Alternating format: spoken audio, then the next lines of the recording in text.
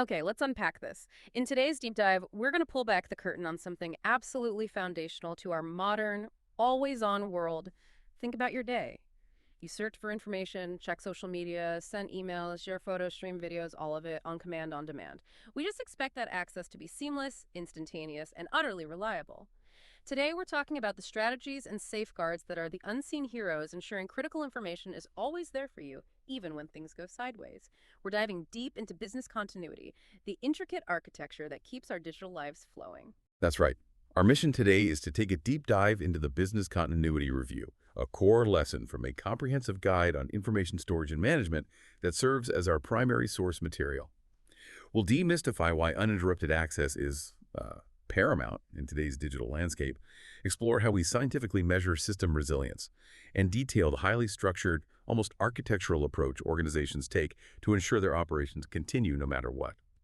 By the end of this deep dive, you'll gain a robust understanding of the critical thinking and meticulous planning behind keeping vital business functions not just alive, but thriving, even in the face of disruption. When we talk about this on command, on demand world, it's far more than just a casual convenience anymore, isn't it? It's deeply, irrevocably woven into the very fabric of everything we do.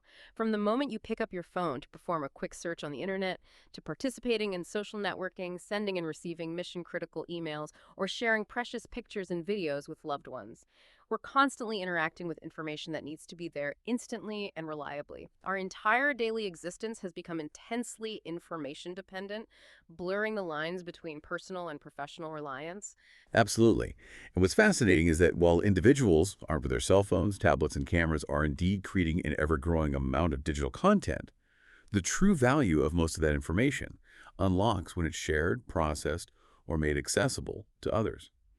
To facilitate this sharing and access, the vast majority of this information ultimately needs to be uploaded to centralized data repositories, what we commonly refer to as data centers, via intricate global networks. The critical point here, and what often surprises people, is that even though billions of individuals contribute to this data deluge, it's a relatively small number of organizations that actually store, manage, and distribute the vast majority of it. This centralization means that the uninterrupted continuous operation of these data centers isn't just important, it's absolutely paramount for business survival and success.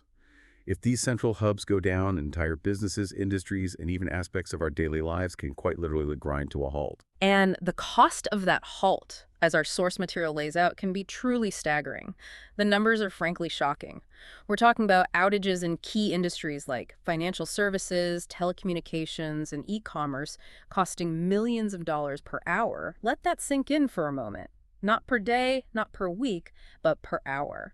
This isn't just a slight inconvenience, it's an existential threat to many enterprises, putting into stark perspective the immense urgency and financial imperative behind preventing downtime. It's an astronomical figure, and it's crucial to understand that these costs aren't just one big monolithic lump sum. They break down into several distinct cascading components that ripple through an organization. First, there's the loss of productivity. This is the direct reduction in output per unit of labor, equipment, and capital. Imagine an entire call center unable to answer phones, a factory floor where automated machinery sits idle, or maybe the development team unable to access their code. Every minute of that idleness translates to lost work and wasted resources. It adds up incredibly fast. Right, just people sitting there unable to do their jobs. Exactly. Next, and perhaps most immediately impactful, is the loss of revenue. This component has multiple facets. You have direct losses from missed transactions. Think of an e-commerce site that can't process sales during an outage. That's money just gone. Then there are compensatory payments that might be owed to customers or partners due to service level agreement, SLA breaches. You promised uptime, you didn't deliver, now you pay. There's also future revenue loss due to damaged customer trust or a diminished competitive position, billing issues that tie up crucial cash flow, and even investment losses if market operations or trading platforms are affected. It's a multi-pronged hit to the bottom line. Wow, so it really snowballs quickly. It really does. And beyond these immediate financial hits, we see poor financial performance on a broader scale. Downtime directly impacts revenue recognition, disrupting the regular and predictable flow of cash, which can then affect things like eligibility for discounts, the fulfillment of payment guarantees, and even a company's credit ratings or its stock price, potentially leading to investor flight. And then there's perhaps the most insidious and long-lasting cost: damage to reputation. This is a qualitative, often immeasurable loss of confidence or credibility with customers, suppliers, financial markets, banks, and business partners. Rebuilding a tarnished reputation can take years, if it's even possible, and the loss of trust can lead to a permanent erosion of market share.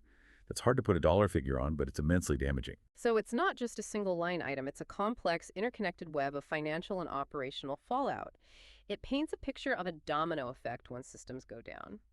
Our source even gives us a very concrete formula to calculate this average cost of downtime per hour, which is incredibly illuminating. It's simply the sum of the average productivity loss per hour and the average revenue loss per hour, and they break down exactly how to get those numbers too. Productivity loss per hour is calculated by taking the total salaries and benefits of all employees per week and dividing that by the average number of working hours per week. And average revenue loss per hour is derived by taking the total revenue of an organization per week and dividing it by the average number of hours per week the organization is open for business. This allows for a very concrete, almost forensic measure of the business impact of any disruption. So, with all these potential pitfalls and staggering costs looming, what does this all mean for how an organization approaches resilience? Business continuity, or BC, isn't just about cleaning up after a mess, is it? It sounds like it's a much more integrated, proactive approach. Precisely. Business continuity is far more than a reactive cleanup crew. It's defined as an integrated and enterprise-wide process that encompasses all activities, both internal to IT systems and external, across every department, designed to mitigate the impact of both planned and unplanned downtime. It's about meticulously preparing for, effectively responding to, and ultimately recovering from any system outage or disruption that could adversely affect core business operations. This involves a crucial dual approach. Proactive measures, such as conducting detailed business impact analyses, performing comprehensive risk assessments, and deploying advanced BC technology solutions like data backup and replication. But it also absolutely includes reactive measures, such as precise disaster recovery protocols and rapid restart procedures, which are meticulously designed to be invoked in the unfortunate event of a failure. The overarching ultimate goal of any BC solution is to ensure the necessary information availability for vital business operations, keeping the lifeblood of the organization flowing. Lifeblood is a good way to put it. It really is. It's also worth noting, and this is a significant advantage, that in highly virtualized environments, virtualization actually simplifies BC strategy and solution implementation, making it more agile and cost-effective than in traditional physical infrastructures. That's a key trend. That's a great distinction between proactive planning and reactive response. It clarifies the holistic nature of BC. Now, you mentioned information availability as the overarching goal. When we talk about ensuring you, our listener, can always get what you need, what specific aspects are we focusing on to ensure that information is truly available? It's not just a binary on-off switch, is it? No, it's certainly not. Information availability isn't a simple yes or no. It's a multifaceted concept with three crucial dimensions that must all be met. First, there's accessibility. This means the information must be accessible to the right user when they require it. It's not enough for data to exist. It must be reachable by authorized personnel or systems at the precise moment it's needed. This involves ensuring correct permissions, proper network connectivity, and appropriate authentication. Right, so getting to it when you need it. Exactly. Second, we have reliability. This dimension dictates that the information must be correct and unaltered. It needs to be precisely the same data that was originally stored, with absolutely no alteration, corruption, or unintentional modification. Think of it as data integrity at its core. If the information isn't reliable, its accessibility and timeliness become meaningless. If a financial transaction record is corrupted, even if you can't access it instantly, it's useless, right? Absolutely. Useless or even dangerous. Correct. And third, there's timeliness. This defines the specific time window during which information must be accessible. For instance, if an online banking application is designed to be fully functional between 8:00 a.m. and 10:00 p.m. daily, any disruptions to data availability outside of that precise time slot are technically not considered to affect its timeliness. It's about meeting a clearly defined service-level expectation for when the information is truly critical for business operations. All three dimensions, accessibility, reliability, and timeliness, must align for information to be truly available. That helps to paint a much clearer picture of what available truly means and why it's so critical. But what causes this unavailability in the first place? When people think of downtime, they often imagine huge, catastrophic events. Is that usually the case? That's a very common misconception and a crucial distinction for organizations to grasp when prioritizing their mitigation efforts. Information unavailability can stem from a surprisingly diverse range of sources, and we categorize them primarily into three types. First, and perhaps most counterintuitively, are planned outages. These are disruptions that are expected, scheduled, and often necessary. Examples include the installation, integration, or routine maintenance of new hardware, applying essential software upgrades or security patches, taking comprehensive system backups, performing application and data restores, even facility operations like renovations or construction work, and the refreshing or migration of testing environments into production, things that have to happen. So stuff you actually scheduled to take things offline briefly. Exactly. And what's truly surprising, according to our source material, is that the majority of outages, well over 50%, are actually planned and often occur during scheduled maintenance windows. This highlights the need for meticulous planning, even for intended disruptions. More than half. Wow, okay. Yep. Then you have unplanned outages. These are the unexpected failures that can crop up at any time, often without warning. Common examples include human errors, which are incredibly prevalent and a significant cause of downtime, No. database corruption stemming from software glitches or unexpected shutdowns, or the sudden failure of physical or virtual components within the system, a hard drive dying, a power supply failing, or a virtual machine crashing. These are the immediate reactive scenarios that demand rapid response. The oops moments, or the hardware giving up the ghost. Pretty much. Finally, we have the large-scale natural or man-made disasters, such as floods, fires, earthquakes, or even wide-scale power grid failures. While these are often what people immediately conjure when they hear downtime or disaster recovery, statistically, information unavailability due to such unforeseen and widespread disasters is actually less than 1%. Yeah, than 1%, really. Less than 1%. This isn't to diminish their potential impact, which can be catastrophic, of course, but rather to highlight that the vast majority of an organization's business continuity efforts should be focused on preventing and recovering from the more common planned and unplanned outages. It helps to ground the fear in reality and direct resources effectively. Okay, so we know downtime costs a lot, and we need information available across these three crucial dimensions: accessibility, reliability, and timeliness. We've also learned that the biggest threats aren't always the dramatic disasters. But how do engineers and planners actually quantify system reliability and how quickly they can get back online after a failure? This is where mean time between failure, or MTBF, and mean time to repair, or MTTR, become absolutely crucial, right? They sound like the core metrics of resilience. Exactly. Understanding information availability, or IA, relies heavily on the continuous availability of both physical and virtual data center components. When we talk about a failure in this context, we're referring to the termination of a component's ability to perform its required function, essentially. It stops working as intended. The good news is this ability can often be restored through external corrective actions like a manual reboot, a physical repair, or the replacement of the failed component. In proactive risk analysis, which is a foundational part of robust business continuity planning, two key metrics are consistently considered and optimized: MTBF and MTTR. Okay, let's break those down. MTBF first. Sure. Let's start with mean time between failure, MTBF. This is defined as the average time available for a system or component to perform its normal operations between failures. It is a direct and incredibly important measure of reliability for a system or component, and is typically expressed in hours. So a higher MTBF indicates greater reliability. It means you can expect that component or system to run for a longer period before it's likely to experience a failure. For example, if a hard drive boasts an MTBF of, say, 1.2 million hours, it implies statistically that it will operate for that many hours on average before failing. Now, you can't predict when a single drive will fail, obviously, Right. but these numbers are critical for large-scale system design and procurement. So higher MTBF, longer time running reliably, makes sense. What about MTTR? Right. Then we have mean time to repair, MTTR. This is defined as the average time required to repair a failed component. Now, MTTR is much more comprehensive than just the time it takes to swap out a faulty part. It encompasses the entire duration from the moment a fault is detected, through the often frantic scramble to mobilize the maintenance team, the diagnostic process to pinpoint the exact issue, the time taken to obtain any necessary spare parts, the actual hands-on repair work, thorough testing of the repaired component, and finally, the restoration of the data or system to its fully operational status. It's a holistic measure of recovery efficiency and turnaround time. The formula for MTTR is straightforward.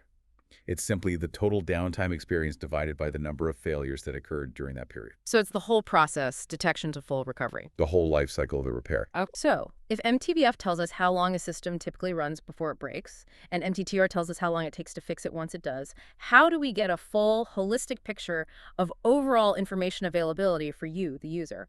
How do these two crucial metrics combine to give us that comprehensive view? That's where we bring them together into a unified calculation. Information availability in its most fundamental form can be expressed in terms of system uptime and system downtime. It's calculated as IA equals system uptime plus system downtime. Here, system uptime is the period when the system is fully accessible and functioning, and system downtime is when it's not. Simple enough, right? All right. Now, when we integrate our engineering metrics, MTBF and MTTR, the formula for IA directly links the reliability and repairability of components to the overall availability of the information. IA equals MTBF plus MTTR. This elegant formula allows engineers and business leaders to quantify expected availability based on component reliability and operational efficiency. Okay. So MTBF over MTBF plus MTTR, that gives you the percentage. Exactly. That gives you the availability percentage.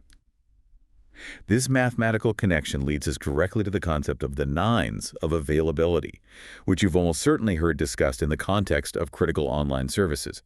Phrases like 4 nines or 5 nines availability are common shorthand for representing extremely high availability percentages. For example, a service that is said to be 5 nines available means it's available for 99.999% of its scheduled operating time in a year. For a service operating continuously, 24 hours a day, 7 days a week, 365 days a year, 99.999% uptime translates to only approximately 5.26 minutes of allowed downtime per year. 5 minutes a year, that's incredible. It really is. And to give you a sense of scale, consider these commonly cited nines. 2 nines, 99%. This means about 3.65 days of downtime per year.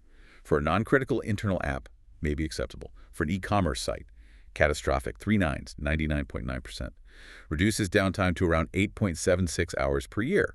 This is often a baseline for many professional services. 4 nines, 99.99%. Brings it down to approximately 52.6 minutes per year, a significant jump in resilience. 5 nines, 99.999%. As mentioned, only about 5.26 minutes per year. This is typically the standard for mission-critical financial systems, telecommunications, or healthcare applications. So each 9 makes a huge difference in allowed downtime. A massive difference. This really helps you grasp the practical meaning and the escalating challenge of striving for such high availability. Every extra 9 represents a dramatic exponential reduction in acceptable downtime, requiring increasingly sophisticated, redundant, and often more expensive technology and processes. The difference between 3 nines and 5 nines isn't just 2 decimal places. It's a fundamental shift in architectural design, operational rigor, and financial investment. It costs a lot to get those extra 9s. Hashtag 3, navigating the business continuity planning lifecycle. Here's where it gets really interesting. With all this understanding of risk, the staggering costs of downtime, and the precise measurement of availability using things like MTBF and MTTR, how do organizations systematically plan for business continuity? It's clearly not just a scramble in a crisis, is it? It sounds like a deeply structured, almost architectural, and definitely ongoing process. You're absolutely right. Business continuity planning is anything but a frantic, last-minute scramble. It must follow a disciplined, rigorous approach, much like any other critical strategic planning process within an organization. It's not a one-off event, but rather a continuous iterative life cycle of activities, from the initial conceptualization of the plan all the way through to its ongoing realization, testing, and refinement. This life cycle is typically broken down into 5 distinct, sequential, and interconnected stages. 5 stages. Okay, what's stage 1? The first stage is establishing objectives. This is the foundational phase where an organization meticulously determines its specific BC requirements, essentially. What absolutely must stay running, and to what degree of availability and recoverability. It involves estimating the scope of the entire BC effort, identifying which systems and processes fall within its purview, and determining the budget needed to achieve those ambitious requirements. Crucially, a multidisciplinary BC team is carefully selected. This isn't just an IT team. It draws in subject matter experts from all relevant business areas: finance, operations, human resources, legal, sales, because business continuity is inherently a business problem, not just a technical one. And finally, formal BC policies are meticulously created, setting the overarching strategic groundwork, defining roles, responsibilities, and the parameters for the entire process. Without clear objectives, any subsequent effort will lack direction. So getting everyone on board and defining the goals and budget first makes sense. What's next? The second stage is analyzing. This is the deep dive, critical information gathering, and assessment phase. It involves collecting incredibly detailed data on everything from the specific profiles of critical data sets and the intricacies of core business processes to the underlying infrastructure support, interdependencies between systems, and even the frequency with which various business infrastructures are used. The absolute cornerstone of this stage is conducting a thorough business impact analysis, BIA. This BIA identifies critical business processes, assigns precise recovery priorities to them based on their impact, performs a rigorous risk analysis for these critical functions, and then collaboratively creates detailed mitigation strategies. Finally, it involves meticulously evaluating the cost-benefit of all available BC solutions based on these identified mitigation strategies, ensuring that investments are aligned with actual business risk and return. This is where a lot of the heavy lifting happens, understanding the what-ifs. The BIA sounds absolutely critical there. We should probably come back to that one. Definitely. Moving on, the third stage is designing and developing. Here, the organization begins to flesh out the blueprint for resilience. It defines the precise team structure for BC, assigning individual roles and responsibilities. For instance, separate teams for immediate emergency response, distinct teams for infrastructure recovery, and specialized teams for application-specific recovery. This stage also involves designing robust data protection strategies, which might include various backup schemes, replication topologies, and archival methods. It also entails developing the necessary infrastructure to support these strategies, which can mean procuring redundant hardware or establishing off-site recovery facilities. Finally, this stage details comprehensive contingency solutions, emergency response procedures, and explicit step-by-step recovery and restart procedures for every vital system and application. It's where the theoretical plan gets its practical form. So building the actual plan and designing the solutions. Okay, stage 4. The fourth stage is implementing.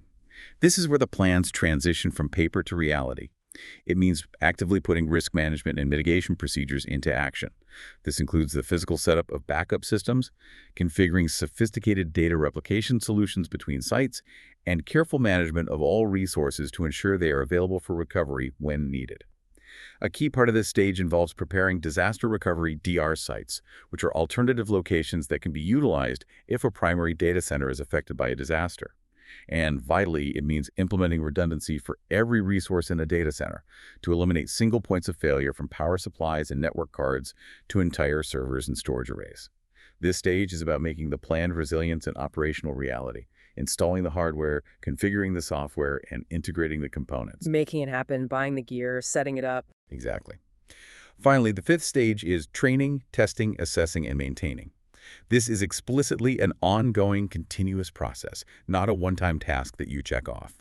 It involves regular, mandatory training for all employees involved, from those responsible for managing backup and replication to the emergency response teams and the recovery personnel. Damage assessment processes are regularly performed to understand the impact of hypothetical or actual incidents, and recovery plans are continuously reviewed for relevance and effectiveness. The BC plan is regularly tested, often through simulated disaster drills, to evaluate its performance under pressure and identify any limitations or weaknesses. Performance reports are meticulously assessed, and most importantly, the plans are continuously updated to reflect ongoing changes within the data center, new technologies, shifts in business priorities, or lessons learned from tests, ensuring they remain relevant, effective, and responsive to an evolving landscape. Without this continuous cycle, even the best designed plan will quickly become obsolete. It's never really done then. It's a living process. Never done. Always evolving. That life cycle sounds incredibly thorough, a truly disciplined approach to resilience. Now, you mentioned the business impact analysis, the BIA back in stage 2, the analyzing stage. You said it was a cornerstone. For you, the listener, what exactly does a BIA identify, and perhaps more importantly, how does it fundamentally help a business prioritize its efforts when it comes to business continuity? Let's dig into that a bit more.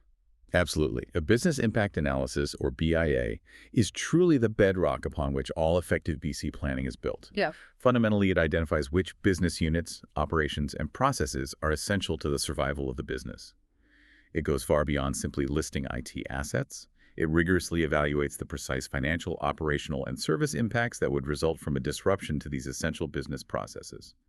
It's about understanding the cascading consequences of downtime in excruciating detail, enabling informed, risk-based decisions. So finding out what really matters most to keep the lights on. Precisely.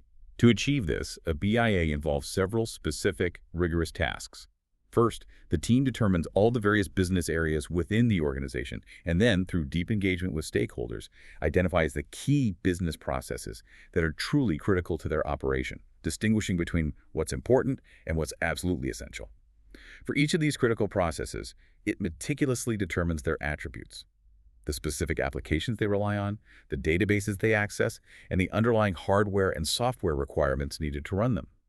Then it estimates the costs of failure for each business process, quantifying the potential financial and non-financial losses down to an hourly or even minute-by-minute basis. This involves not just lost revenue, but potential regulatory fines, legal liabilities, contractual penalties, and reputational damage. Really putting a price tag on downtime for each specific function. Yes, as accurately as possible. Crucially, the BIA also calculates the maximum tolerable outage, MTO, for each process. That is, the longest period a business process can be inoperative before the organization suffers unacceptable consequences.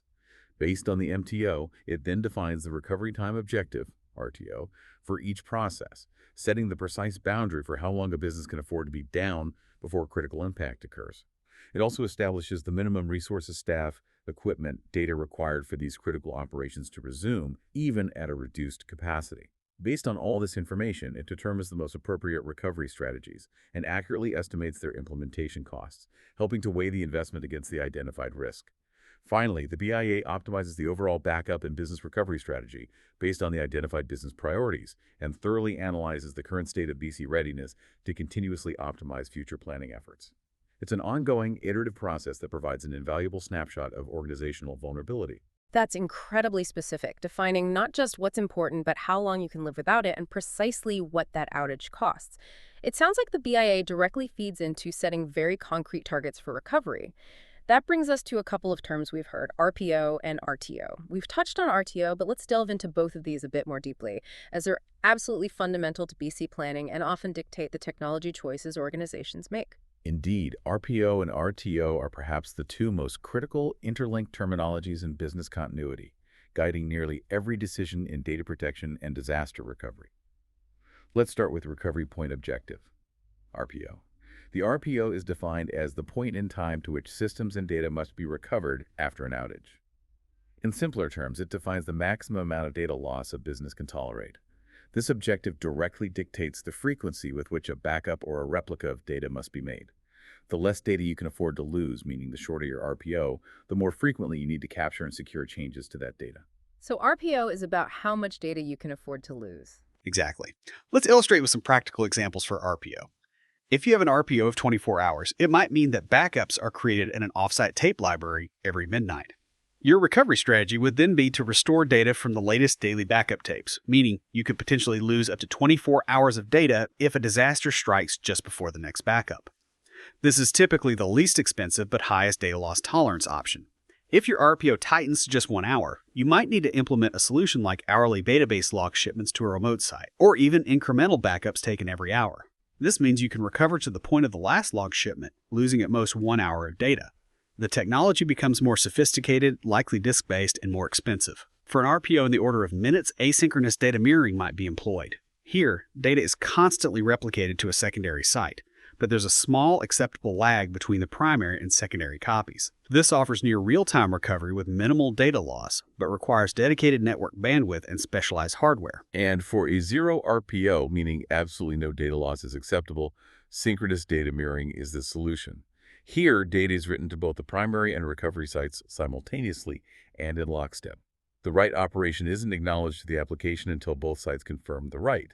This provides true zero data loss, but is the most complex and expensive solution, typically requiring very high-speed, low-latency network connections between sites, often within a limited geographic distance. Zero data loss sounds ideal, but I imagine it's costly and maybe not always feasible. Very costly and often geographically constrained, yes.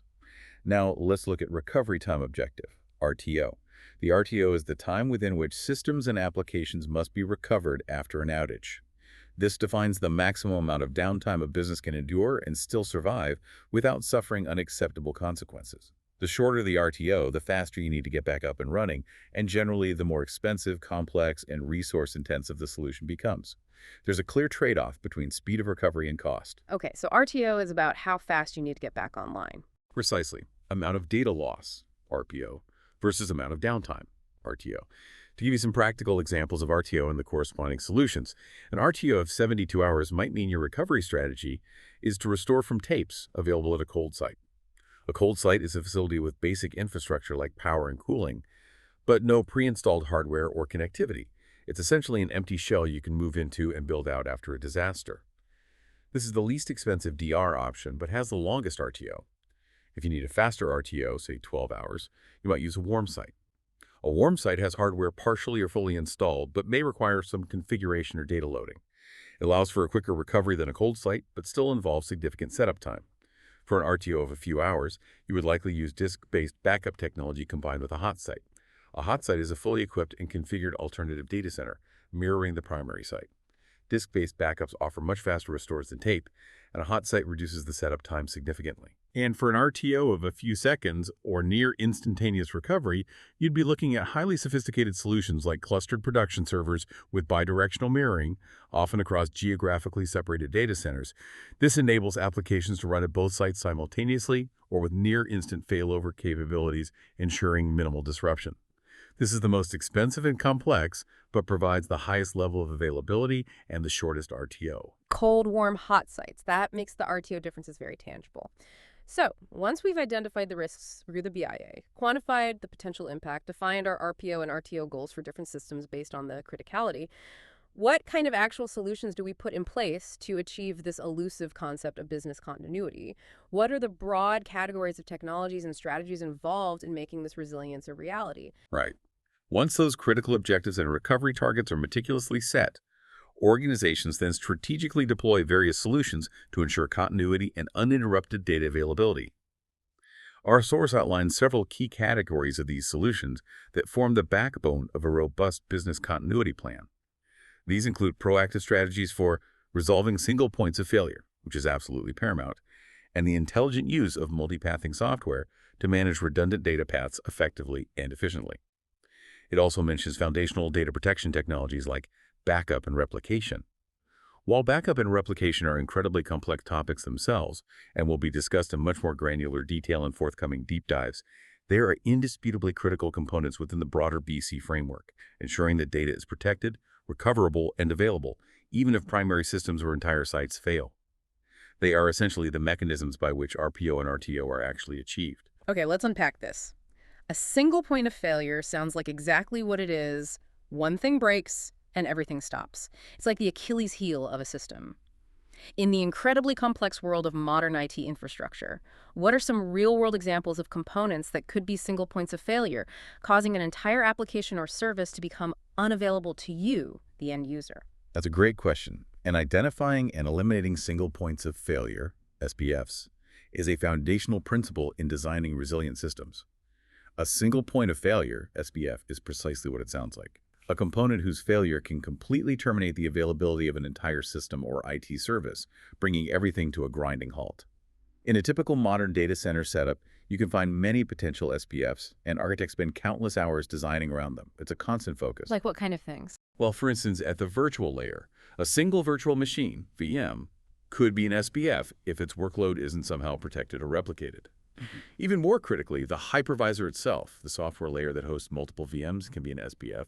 If it fails, all running VMs and virtual networks hosted on it are immediately affected, as our source clearly states. That's a big one. Looking at the physical hardware, an individual host bus adapter, HBA, which is essentially the card that connects the server to storage systems, or a network interface card, NIC, on a server, which handles network connectivity, can both be SPFs. If that single HBA fails, the server loses access to its data. If the NIC fails, it loses network connectivity. The physical server itself, if not part of a cluster, is also an obvious SPF. Okay, so server components, the server itself, the virtualization layer. Right. And beyond the servers, the network infrastructure presents numerous possibilities for SPFs.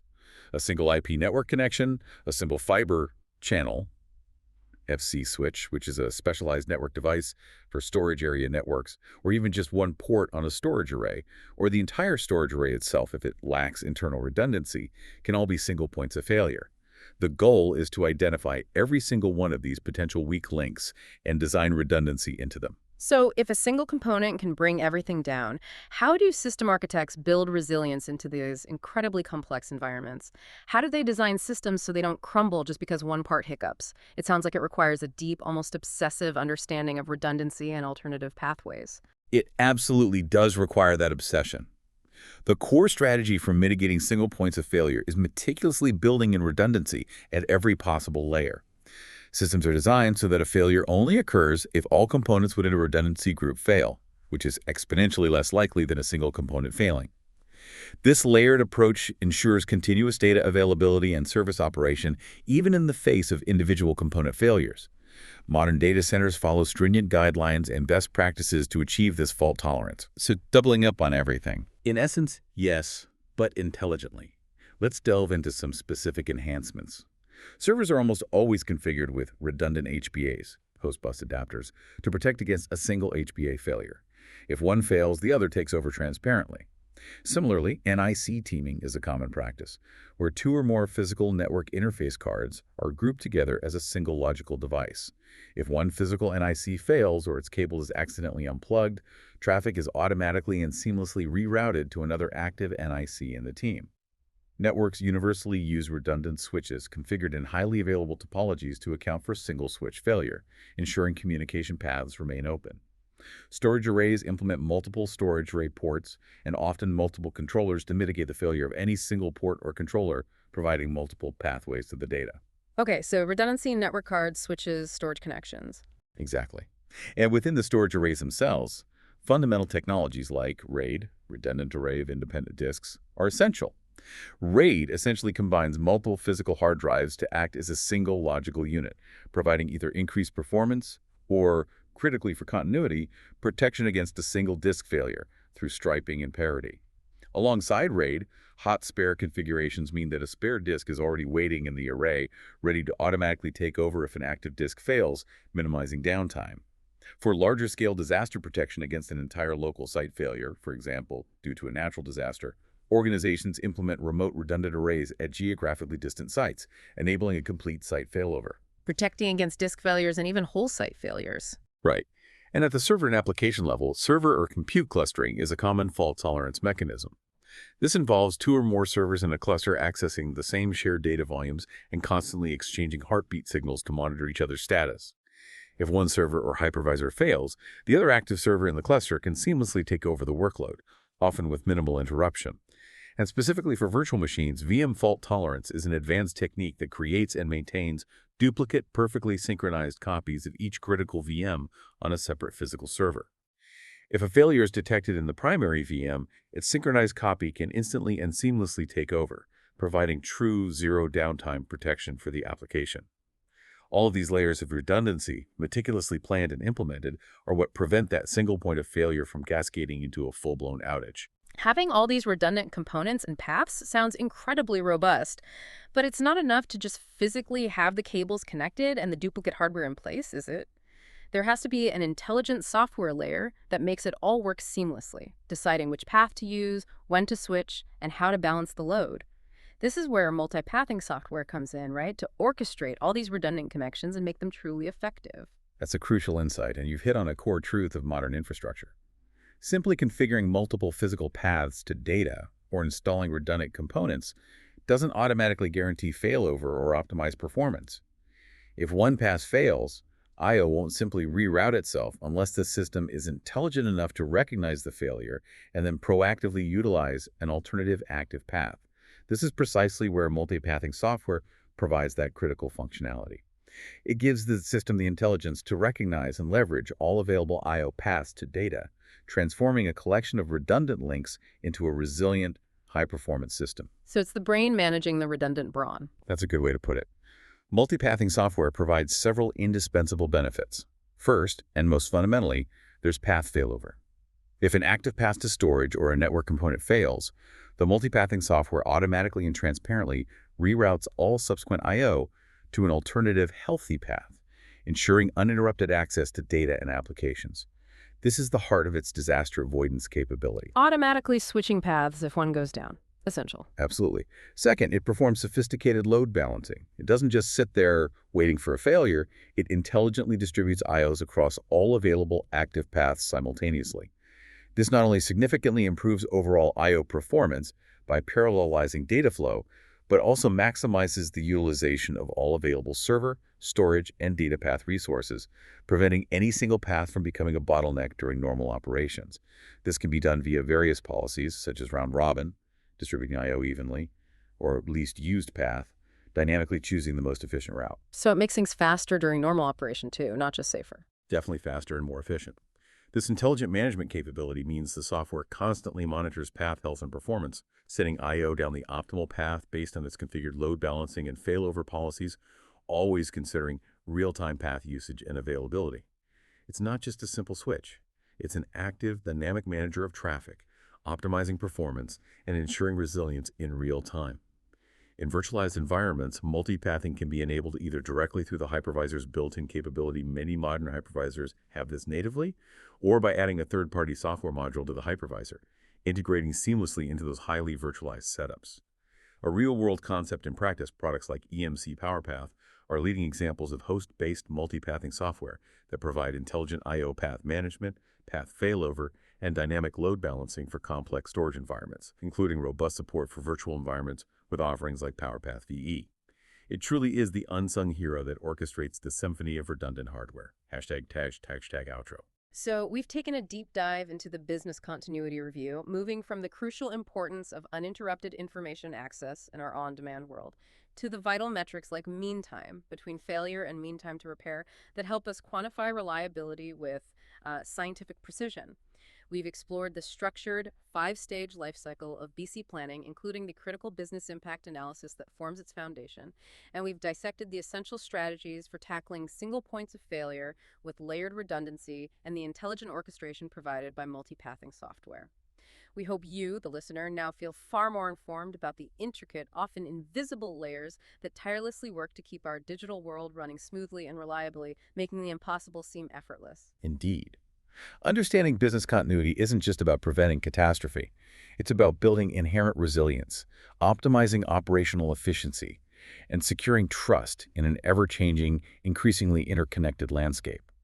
Given the rapid evolution of hybrid and multi-cloud environments, where data might reside across numerous distributed locations and under the control of various third-party providers, this raises an important and provocative question for you to consider.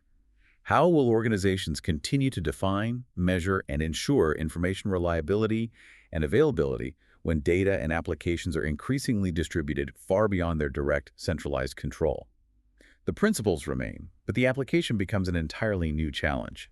That's a great thought to end on. Keep diving deeper into these critical topics. The more you understand how these underlying technologies are engineered and the meticulous planning that goes into them, the more you appreciate the incredible feats of resilience that underpin our entire information-driven lives.